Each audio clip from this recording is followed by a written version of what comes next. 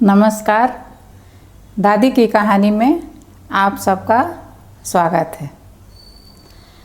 आज मैं जो आपको कहानी सुनाने जा रही हूँ उसका शीर्षक है शक्तिशाली शत्रु की विनम्रता, और दूसरा शीर्षक उसका ये भी है कि वंश की रक्षा, आप अपने वंश की रक्षा कैसे करें।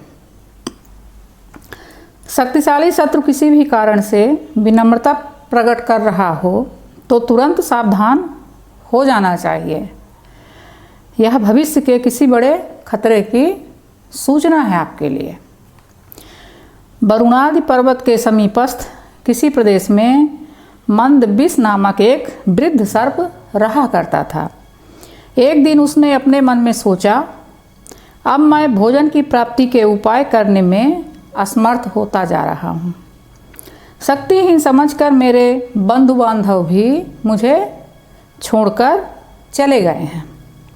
मैं ऐसा कौन सा उपाय करूँ जिससे बिना परिश्रम किए हुए मुझे भोजन प्राप्त हो जाए। उसने कई दिनों तक विचारने के पश्चात एक युक्ति सोच ली और एक ऐसे तालाब के किनारे पहुँचा जहाँ असंख्य मेढक थे। वहाँ पहुंचकर वह किनारे में बैठ गया और अश्रु बहाने लगा, मतलब रोने लगा।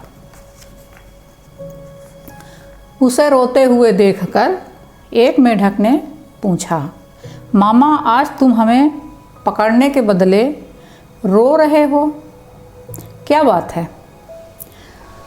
सर्प ने गहरा श्वास लेते हुए कहा, भांजे, अब मैं तुम लोगों को पकड़ नहीं सकता, मुझे श्राप दे दिया गया है। कैसा श्राप? कुछ मेढक उसकी बात सुनकर कौतूहल से, मतलब उत्सुकता बस, वहाँ इकट्ठे हो गए। उन्होंने प्रश्न किया।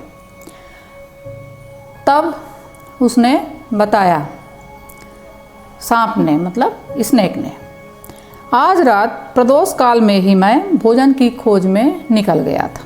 बहुत देर तक भटकने के पश्चात मैंने एक मेढक को देखा। मेढक को प्राचीन काल में मंडूक बोलते थे। मैंने उसे पकड़ने का प्रयत्न किया तो वह उछलता हुआ भाग निकला। मैं उसके पीछे था।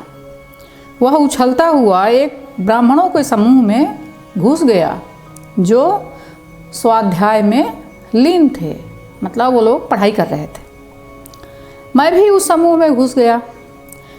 मेढक तो कहीं छुप गया, परंतु मुझसे अनर्थ हो गया, पाप हो गया।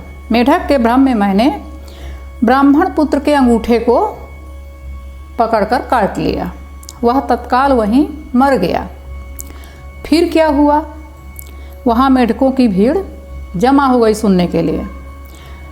तब उसने बताया कि ब्राह्मणों ने कुपित होकर मुझे श्राप दे दिया कि मैं अब एक भी मेढक अपनी इच्छा से पकड़ूंगा तो तत्काल मर जाऊंगा। तब तुम जीवित कैसे रहोगे मामा? मेढकों ने पूछा। तब उसने कहा, तुम लोगों की सेवा करूंगा। मुझे उन्होंने श्राप दिया है कि जिस मेढक को पकड़ने के लिए मैंने उसके पुत्र को काटा है, उन्हीं मेढकों को पीठ पर चढ़ाकर मुझे घुमाना पड़ेगा। इस सेवा से खुश होकर तुम लोग जो कुछ भी मुझे भोजन के लिए दोगे, मुझे उसी से संतोष करना पड़ेगा, उसी से मेरी जीविका चलेगी और मेरा प्रायश्चित भी हो जाएगा। धीरे धीरे यह कहानी तालाब के सभी मेढकों में फैल गई। उस तालाब के मेढकों का राजा जलपाद भी वहाँ आ गया। उसने सब कुछ सुना तो बोला, हे भद्र, यदि आपको सेवा ही करनी है तो हम तैयार हैं। जलपाद अपने कुछ विशिष्ट मेढकों के साथ मंदबिस की पीठ पर बैठ गया। अनेक मेढक उसके शरीर पर लटक गए। जिन्हें स्थान नहीं मिल पाया वो इसके पीछे पीछे दौड़ने लगे। मंदबिस की पीठ पर सवार जलपाद ने मन ही मन सोचा, शक्तिशाली शत्रु की सवारी का जो आनंद है वह तीव्रगामी रथों की सवारी से भी अद्भुत है।